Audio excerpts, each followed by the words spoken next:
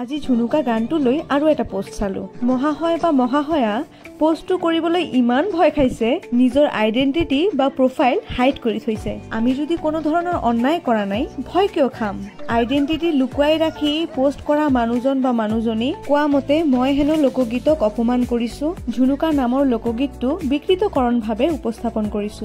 এই বিষয়ে প্ৰথম পোষ্ট যেতিয়া মই চালো, তেওঁৰ পোষ্টটো আৰু তেওঁৰ প্ৰফাইলত গৈ চালো, পুৰা প্ৰফাইল জুৰি ই বেলেগৰ ভুল ধৰি ফুৰিছে। চাবাও কিছুমান মানুহে বিয়া খাবলৈ আহিলে, সেইখন বিয়াত মৰম আৰু সন্মানেৰে যে তাক নিমন্ত্ৰণ কৰিছে, সেইখিনি কৃতজ্ঞতা নেদেখুৱাই অকল ভুল ধৰিবলৈ যায়। কোনটো খানা ভাল হোৱা নাই, পেণ্ডেলত কি ভুল হৈছে, কোনোবাই তেওঁক কি বুলি ক'লে, এইবোৰ লৈ বিয়াখনত গৈ কিনে কাজিয়া পেচাল কৰি হুলস্থুল কৰি দিয়ে। লাহে লাহে এই কেঁচালী মানুহবোৰক নিমন্ত্ৰণ কৰাই বাদ দিয়ে ৰিলেটিভবোৰে। অকল বিয়াতে নহয়, কোনোবা ঠাইত গ'লেই সিহঁতে কেঁচাল লগাই ফুৰে। লাহে লাহে দেশ ডিজিটেল হবলৈ ধৰিলে। বৰ্তমান এই ধৰণৰ লোকে ডিজিটেলি ভুল ধৰা আৰম্ভ কৰিলে, ডিজিটেলি কাজিয়া পেচাল কৰা আৰম্ভ কৰিলে। কিন্তু সিহঁতৰ ধাৰণাই নাই মোক ভাল পোৱা মানুহ কিমানবোৰ আছে। তাৰ পিছত সিহঁতৰ কমেন্ট ছেকশ্যন মই অলপ গৈ কিনে চালো। প্ৰথমতেই কম, এজনী বিজনেছ কৰা ছোৱালী যি পাটানি বিক্ৰী কৰে। মোৰ এটা শ্বুটিং আছিল বিশু আশিলৰে গানটোৰ। সেই গানটোৰ 100 যোৰ মান পাটানি মোৰ প্ৰয়োজন হৈছিল। এই গানটোৰ প্ৰডিউচাৰ আছিল বেংগলৰ ৰাখাল মিউজিক প্ৰডাকশ্যন। তেখেতে মোক 100 যোৰ পাটানি কিনাৰ বাবে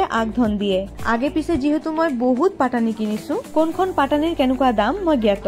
সেই পাটানি বিক্ৰী কৰা ছোৱালীজনী 300 টকাৰ পাটানি মোৰ পৰা 1000 টকা বিচাৰিলে। মই তাৰ পৰা পাটানি নিকিনাৰ বাবে তাৰ বহুত গা জ্বলিছে। কষ্টৰ ধন হয়, জানি বুজি কিয় ঠগিম? তেনেকে মই গোলকগঞ্জৰ বিষ্ণুৰ পৰা বাকী পাটানি বিলাক কিনি মোৰ বিশু আশিলৰে গানটোৰ শ্বুটিং হৈ গল আৰু গানটো ছুপাৰ ডুপাৰ হিট কৰিলে। মোৰ পিছলৈ পাটানিৰ প্ৰয়োজন হলে মই হয়তো তাইৰো পৰা পাটানি কিনিলোহেঁতেন, কিন্তু এটা ভাল কাষ্টমাৰ ই হেৰালে। সেই বুলিয়ে ই মোক পাৰ্চনেলি গ্ৰাছ কৰা আৰম্ভ কৰিছে। কিছুমানে আকৌ সংগীত জগতত বহুত অৱদান থকাৰ পিছতো ৰাইজৰ মৰম পাবলৈ এতিয়ালৈকে সক্ষম হোৱা নাই। তাতে মোৰ দোষ কি? তেওঁলোকে কমেন্ট ছেকশ্যনত আহি কিনে অশ্লীল ভাষা ব্যৱহাৰ কৰিছে। আপোনালোকে জানেনে এইখিনিৰ বাবে মই লিগেল একশ্যন ল'ব পাৰো? আৰু এজন আছে যাৰ কোনো কাম ধান্দা নাই, শুদ্ধ অসমীয়াত কবলৈ গলে কৰ্মসংস্থান নাই। নিজে খোৱা ভাতখিনি বা নিজে পিন্ধা কাপোৰখিনিও বেলেগে আৰ্ণ কৰি দিয়ে। গা জ্বলিছে এই প্ৰকাৰৰ মানুহবিলাকৰ। সংস্কৃতিক অপমান কৰিছো, সংস্কৃতিক নেকি বিকৃতকৰণ কৰিছো।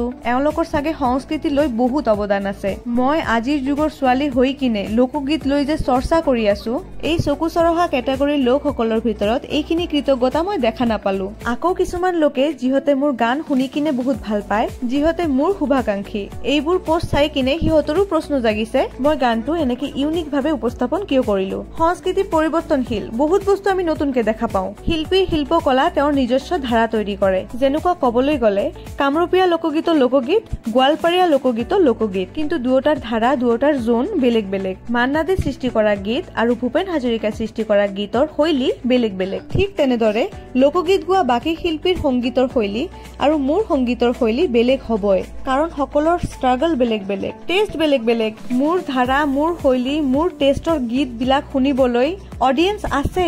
সেই সকল অডিয়েন্সৰ বাবে মোৰ গানবিলাক উপস্থাপন কৰো। বাকী কেপশ্যনত আৰু কমেন্টত মই এই গানটোৰ লিংক আপোনালোকক দি দিম। আপোনালোকে গানটো শুনি কিনে আৰু চাই কিনে মোক মতামত দিব।